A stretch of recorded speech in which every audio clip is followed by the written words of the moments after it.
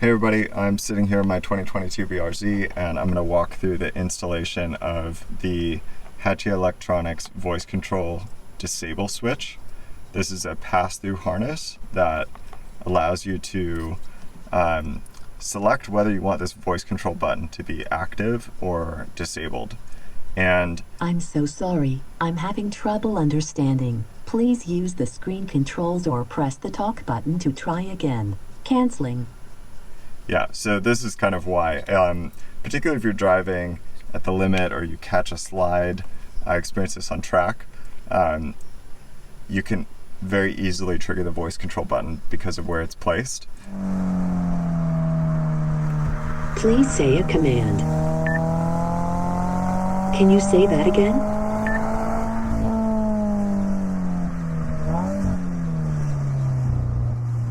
I'm sorry, but I still didn't get that. Please say that another way or select. I'm so sorry, I'm having trouble understanding. Please use the screen controls or press the talk button to try again. Canceling. So I'm really excited to try this out. Hachi Electronics sent me this free of charge. I paid for shipping, and it's actually a product that I had talked to them about in its early stages of development.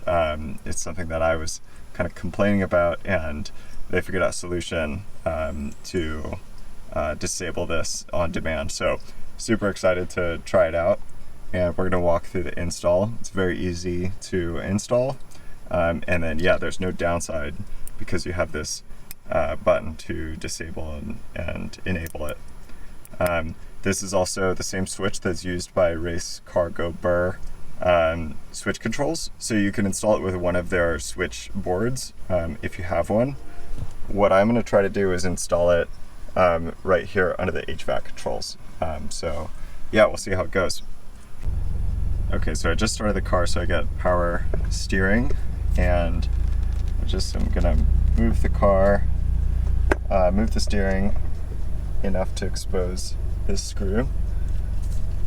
There's one on each side, and I do like to move the car just a little bit so the wheels, the tires aren't binding, but probably overkill. You probably don't need to do that. And gonna do this one-handed. Try to keep the screwdriver straight as possible so you don't strip anything.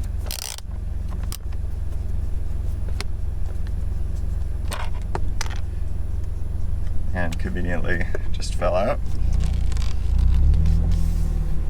Okay, now I expose the screw on the other side.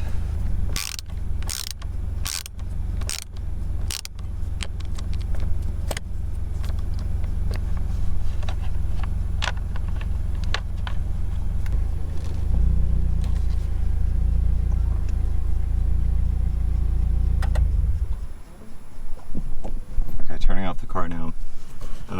You can just pull down, there's a seam right here, and if you pull on the lower side of this, it will release, just like so. And we're going to drop this whole panel off.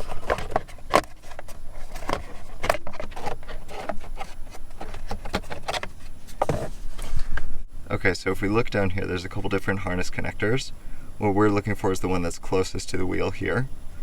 And we're just going to pull that out. So there's a little kind of spring release on the bottom. And then you wiggle the harness out. So this is what the harness looks like. And so just comparing these, always a good idea to make sure that you're replacing the harness with the same connector. So the one on the right is from the Hachi Electronics harness. Okay, so yeah, I'm going to plug the new pass-through harness in, and then I'm going to connect this .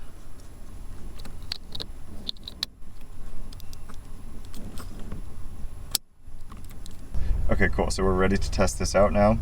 The switch is in its default position where the voice control is still active. Please say a command. So I can show that Canceling. that's still working. And then if I press the switch, then we get nothing out of that button. So super easy to install. I just have to reverse the steps to get the steering wheel trim back on. But I'm gonna look at wiring this switch into place now. Okay, so it's been about 2 weeks since I finished this project, and I'll just give a final update. So I did mount the switch under the HVAC controls, and I'm happy with how that turned out, but I think there's a better place that you can mount it here on the panel that we removed to do the install. It's right where the harness is, so the run is really short, and I don't actually think you need this button in as visible a location as I chose. I think here is kind of perfect. I am actually pretty happy with the button in the off position almost all the time.